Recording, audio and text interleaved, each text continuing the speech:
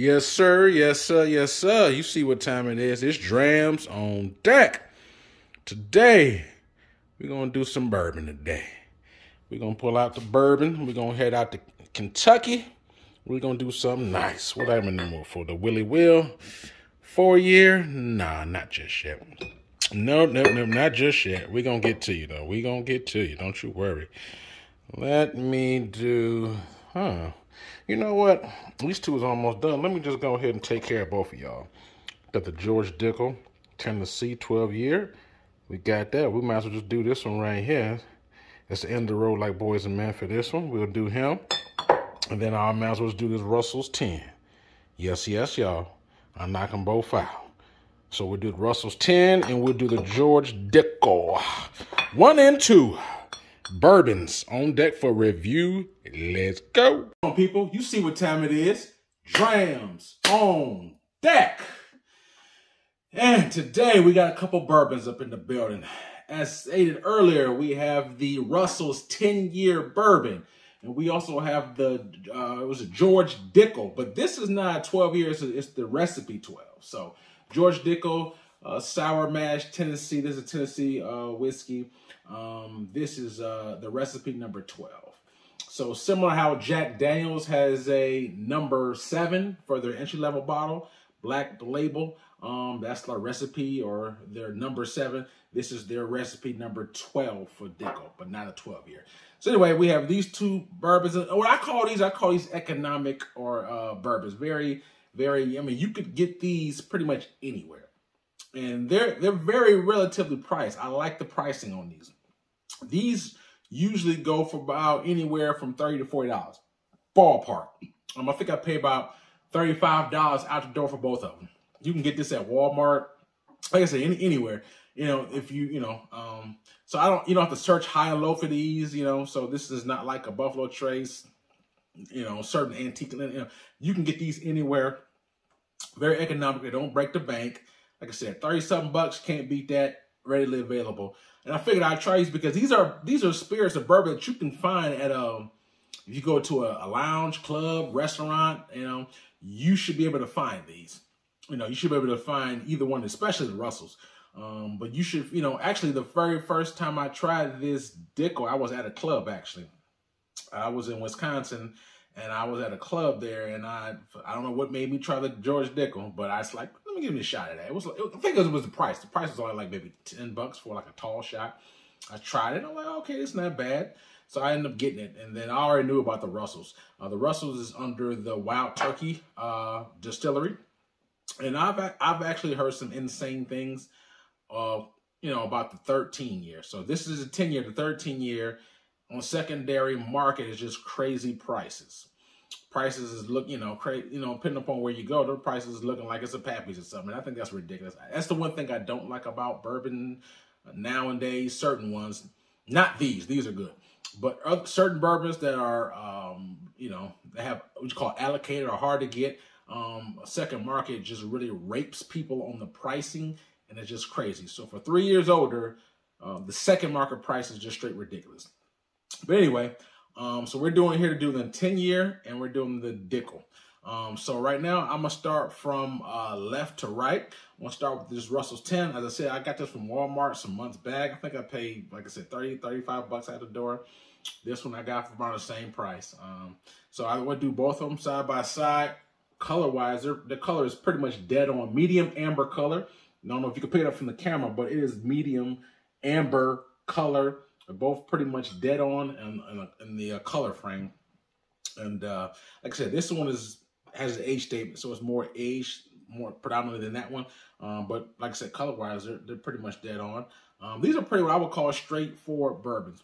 I mean, they're easy sippers. You could actually mix both of these. Now, usually I'm not a mixing guy, and I still don't really mix. I mean, like if I'm at someone's house and they're having to get together, they say, hey, try, this mixture with some, I don't know, some Grand Marnier or whatever. I may try a little sippy sip, but for the most part, I'm pretty much a straight sipping kind of a guy.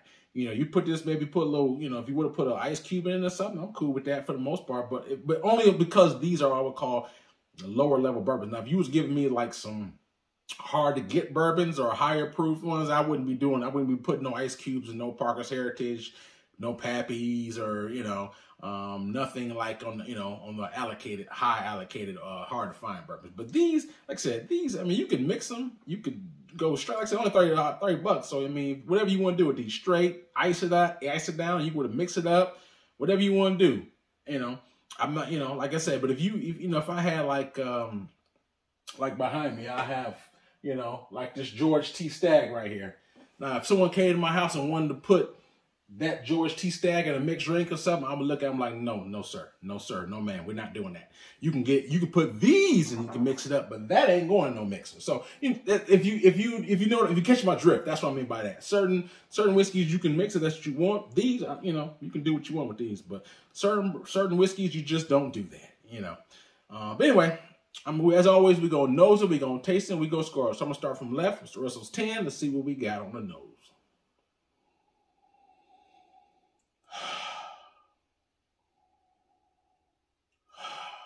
Very common nose here. Like if you blindfolded me, I could pick up that Suburban. You get the oak character, a little caramel, vanilla. Those three things are very prevalent. Caramel, like a graham cracker, kind of a smell. Sweet oak, vanilla, all up on this Russell's 10 year. Without further ado, let's take this first sip and let's see what we got. Cheers.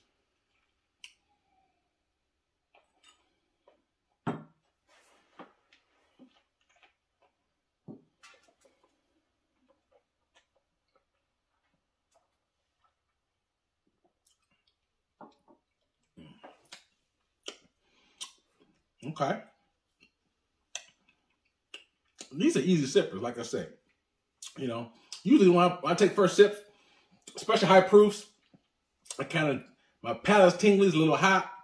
These are about both 40 around, what is it? This is 45, this is 40, yeah, both 45%. So they're not going to be hot. If you're a person who drinks neat, 45 is not hot. Now, if you're someone who always drinks mixed drinks and you drink fruity shit all the time, or if you drink like wine coolers and, you know, Mike's Hard Lemonade, stuff like that, then if you was drinking straight, 40% may be hot, let alone 45. So it just depends upon who's sipping. But I'm talking about all my people who are neat sippers, they both sip very easy. So it's not really hot. It's not even hot. So easy sippers. So first sip kind of opened me up. Now the second sip, I'm going to saturate my palate. I'm going to dive deeper into these notes for the Russell's 10.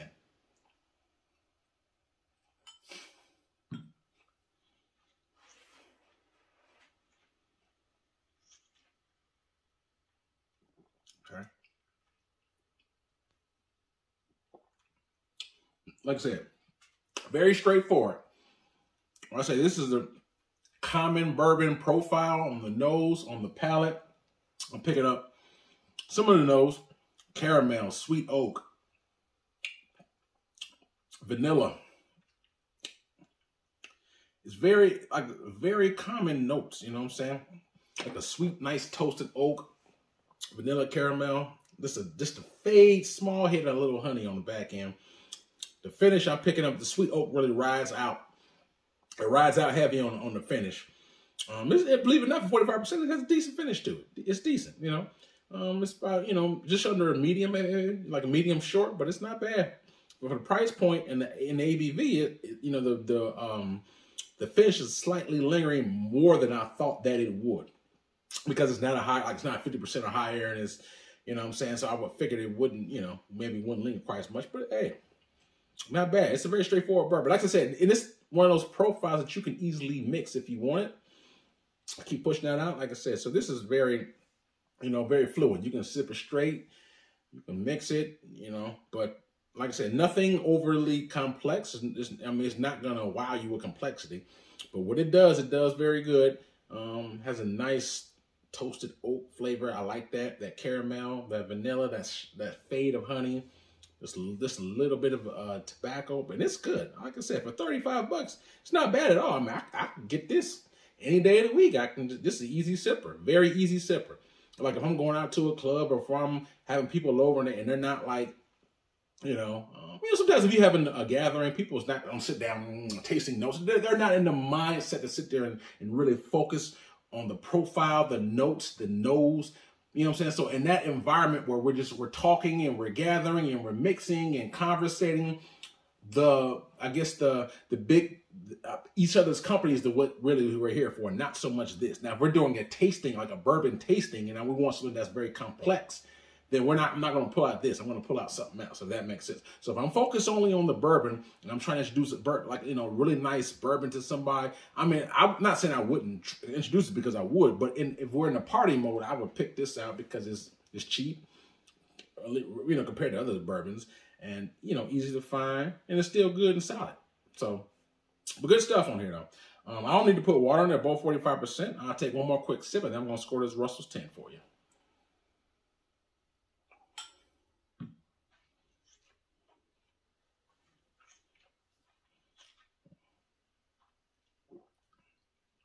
Yeah. Not bad.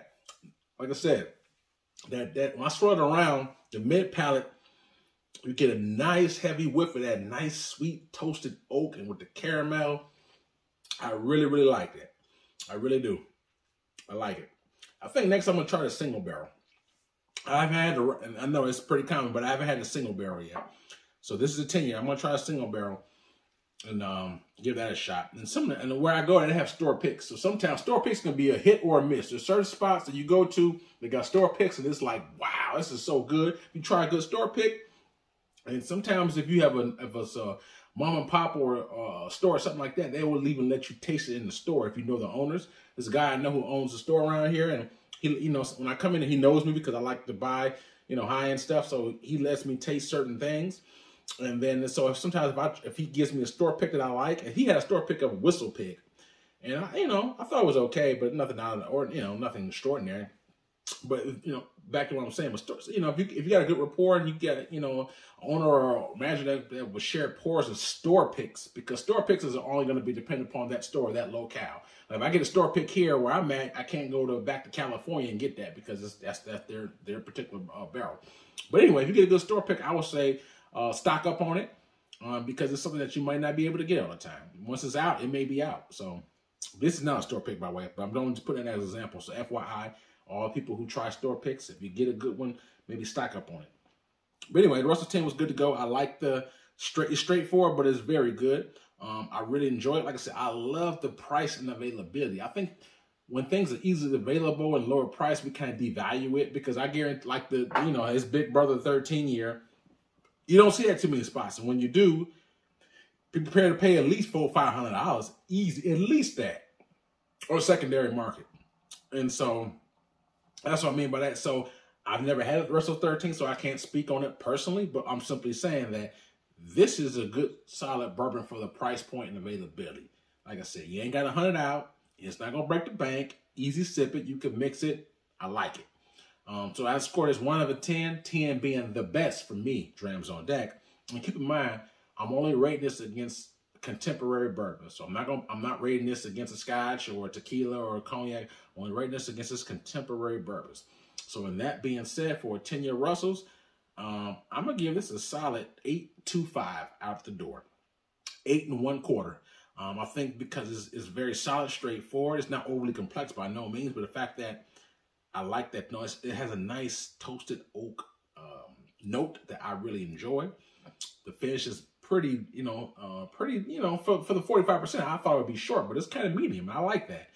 And so, I like the fact that the price point. So because the toasted oak note, I like the availability, I like the price, I'll give it an 8.25. So I think it's a solid, like I said, it's a solid pour. I mean, sometimes I knock bottles because they have a higher point. Like I may say, I like taste-wise, I give it an 8, but because it's overpriced, I drop it down to a 7 or something, right? So this is the opposite. So today, taste-wise, I would give, it's truly, if I had just judging on taste alone, I would give this an 8 out of a 10 on taste, but I gave it an 8.25 because of the price and availability.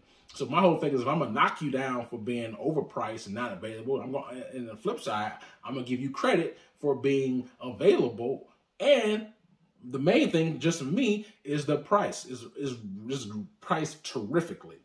I mean, you know, it's not too many bourbons just that you can get for $10, $15. This is only $30. So I mean, think about it. How many 10-year bourbons, you know, are there for like $30 that are really good? There's something that's like okay, but this is pretty damn good for $30. So that's why I'm giving an extra quarter for the price point, because I mean, they could easily put this out on the shelf for $45 and people probably will still buy it because it's a 10-year loan. So think of the age statement loan could justify it for easily $55, but the fact that it's sold for $30. And it's a solid, I think it's a pretty solid bourbon. Like I said, it's not overly complex. It's not going to wow you with complexity. But what it does do is straightforward. It works good. I like the toasted oak. I like the finish. I love the fact that it's relatively priced. So because I'm going to give it an extra point, well, not a point, a quarter of a point, because of the price and availability. So on taste alone, 8 out of 10. But out the door, price availability, I give it an 8.25 out of 10 for Drams on Deck, the Russell's 10. I like it. If you haven't had it, check it out. You can easily find it at any restaurant or, you know, trust me, you ain't got to hunt this thing down. You can go to a sushi restaurant, see Russell's 10. It's not hard to find. You can definitely get this, right? So moving right along, I'm going to jump over to this Dickel recipe number 12. This is a Tennessee. So this is not, you know, if you notice on here, it says whiskey, not a bourbon. And Tennessee stuff, same way with Jack Daniels, they don't like to call themselves bourbons, they like to call themselves whiskeys, domestic whiskeys. So that's what this is. But so anyway, I actually, like I said, just got introduced to this past fall. I was out and like I said, I really remember I was at a club and I was in La Crosse, Wisconsin. I tried it at this particular spot in their downtown area. It was like a little restaurant / club. Tried it. I'm like, damn, for $8, you know, I think it was like a $10 pour, but it was pretty, you know, that night was pretty good. I was like, I'm gonna get a bottle. So like I said, $35, the same as that. And anyway, colors are the same. We're gonna nose it, we're gonna taste it, we're gonna score it. Oh wow. I'm just get hit in the face with caramel. Which is not a bad thing. I'm just saying, it's like I was shocked though. Like, wow. You know, I've had this bottle for a while, but rarely do I sit there and really nose it. I do this mostly for the camera and for the review. And when I drink it, I do smell it. But for the most part, like this, it's been sitting in the glass for a while that I can really, really pick up on that caramel, the sweet oak on the nose. It's really, really nice. Yes, sir. And these mash bills are pretty close. They're both, I think they're both 70, over 70% corn mash bills. So the mash bill on here is mostly corn for both of them. These are pretty much high corn. Not to say they don't have variety, but it's very small. These are pretty much, you know, the mash bill is mostly corn on this, just so you know. The nose, caramel, sweet oak on the Dickel. I actually like it. I like it. Let's see what this palate has to offer. Cheers.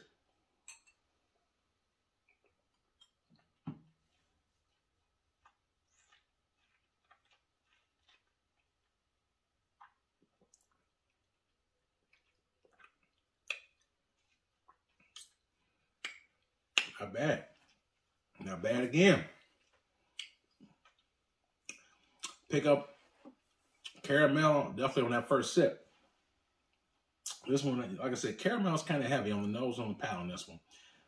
This one, I pick up caramel, but that toasted sweet oak is the most prevalent one. And I was throwing around. I really love that toasted oak.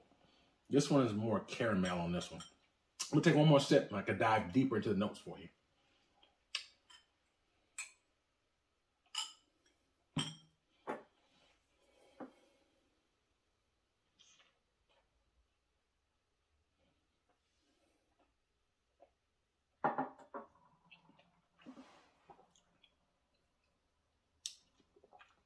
So for this one,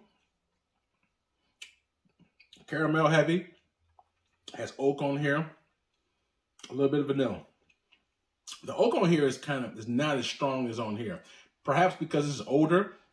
Keep in mind, this is a 10-year. This is not a 10-year. So because it's older, that oak is more prevalent because it's been spent at least a decade in a barrel. And it comes out so good, that sweet oak on here. I get it on here. But the oak, like maybe the 1 of a 10, 10 being the oakiest, But in a good way, I would pick up for me on my palate, I would pick up the toasted sweet oak, not just a dry stale oak, but a toasted sweet oak. I pick up maybe a 7 out of a 10 on the flavor profile. To me, if I was to break this on an oak scale, the same scale, I'd probably give this maybe a 4. So I'm saying they both have oak, but this one is more sweeter and is more prevalent and is really good. I'm only on that note, but this one has more caramel. The caramel is probably on 7 on here. It's probably a 4 on here. So essentially what I'm saying is that this one has more caramel. This one has more sweet toasted oak. They both have those characteristics in it, but you know, it's a matter of what you choose. I like them both. But yeah, this one right here, more caramel heavy. The oak is there, but more in the background. You get a little bit of honey. And like I said, they're pretty much what you would call straightforward bourbons. These are common vanilla as well. These are bourbons, like I said, they have pretty common bourbon notes. Neither one of them are going to be overly complex and just hit you with just like, wow, wow, wow. Have you ever had like a E.H. Taylor, you know, cash strength? Have you ever had a Stag Junior, Stag Senior? You know, those are just name a few. Those are some bourbons that's going to have a lot more character, a little bit more flavor profile, and they're higher proof. You know, even the Woodford Reserve high proof. You know, so these aren't quite on that level as far as complexity. But what they bring is straightforward bourbon notes, good, solid. They're good at what they're doing, being straightforward.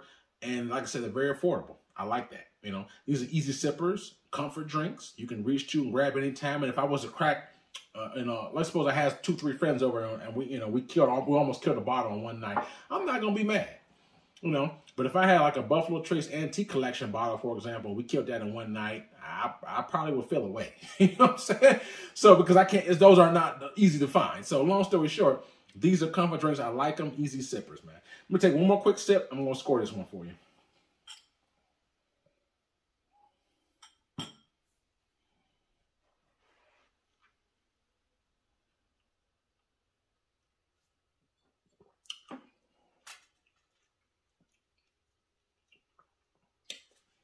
Said both pretty good, man.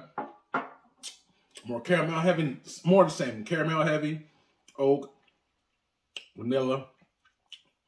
This one is a little bit slightly better for me. I like them both, but I like that one a little bit more. I have to rate this Dickel Sour Mash 1 of a 10, 10 being the best of me. Drams on deck. I give this one on a bourbon scale 7.5.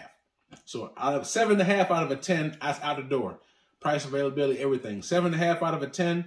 This is an 8.25 out of a 10. So I like the Russell's 10 a little bit more than the Dickel. They're both good though.